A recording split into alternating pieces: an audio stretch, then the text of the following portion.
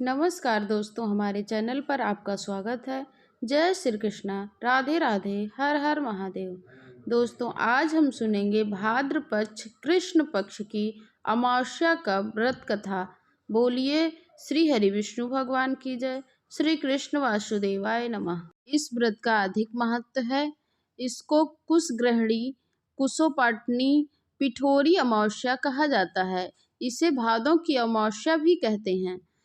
अमावस्या हिंदू धर्म में पितृ तर्पण करने का विशेष विधान है।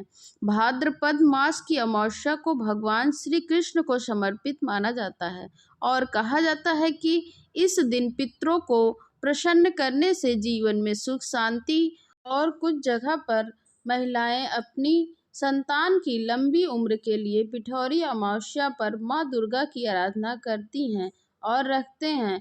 जो व्यक्ति इस दिन अपने पितृ देवताओं को याद करके इनके निमित्त दान आदि करते हैं, उनके घर में पितृ दोष खत्म हो जाता है और पंडित लोग वर्ष भर के कर्म कांडों से के लिए कुशा नामक घास की नदी घाटियों से उखाड़कर अपने घर लेकर आते हैं, इसलिए इसे कुशोपाटनी अमावस्या भी कहते हैं।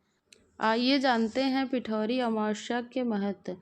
अगर किसी के घर में पितृदोष लग जाए, यानी उसके पितृ उससे नाराज हो जाएं और घर में कोई शुभ कार्य या पुत्र का जन्म नहीं होता, उनके घरों में पेड़ पौधे भी नहीं होते और वह समय से पहले ही मुरझा जाते हैं, जिन लोगों को अपने घर परिवार में मांगलिक कार्य करने होते हैं वह न पिए होता है और अमावस्या के दिन अवश्य ही पितृदोष से मुक्ति पाने के लिए पितरों का तर्पण करना चाहिए।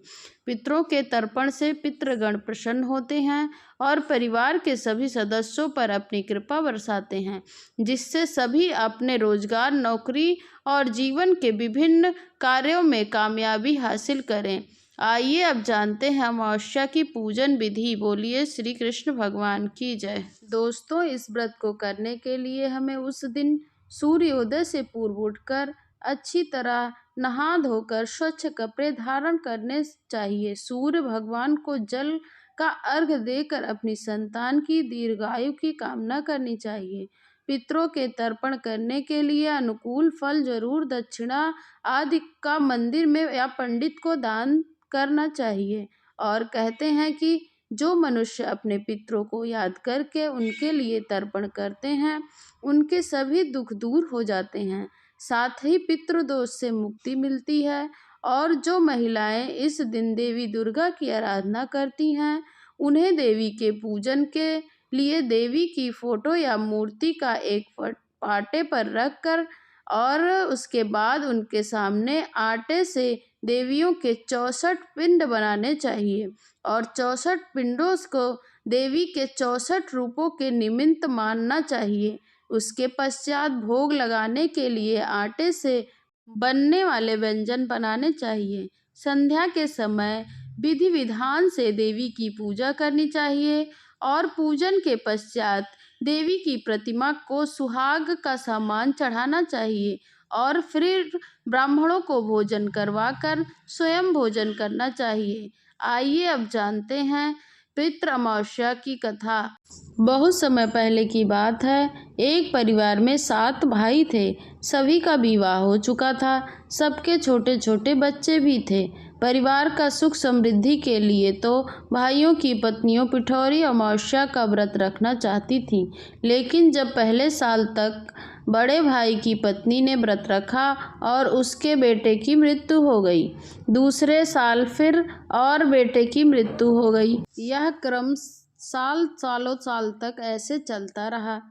जब साथ में 7 बच्चे की मृत्यु हुई तो बड़े भाई की पत्नी ने मृत पुत्र का शव नहीं दिया। गांव की कुलदेवी माँ उस समय गांव के लोगों की रक्षा के लिए पहरा दे रही थी। जब उन्होंने दुखी माँ का रोना धोना सुना तो वह वजह जानने की उत्सुक हुई और उन्होंने बड़े भाई की पत्नी दुखी होने का कारण पूछा। बड़े भाई की पत्नी ने सारा किस्सा सुनाया तो उस पर दया आ गई। उन्होंने कहा कि उन स्थानों पर हल्दी छिड़क दें। जहाँ उनके बेटे का अंतिम संस्कार हुआ, माँ ने ऐसा ही किया। वह जब घर लौटी तो उसने अपने सातों पुत्रों को जीवित देखा। उसकी खुशी का ठिकाना नहीं रहा। तभी से उस गांव की हर माँ अपने बच्चे की लंबी आयु के लिए अमावस्या का व्रत रखने लगी। हे माता, जैसे आपने उनके सातों पुत्रों की रक्षा की, वैसे सबके पुत्रों की रक्षा करना, सबके पुत्रों की लंबी आयु करना। कथा को सुनने वाले और सुनाने वाले की मनोकामना पूर्ण करना। जय श्री कृष्ण, जय श्री हरि। राधे राधे। जय माता रानी।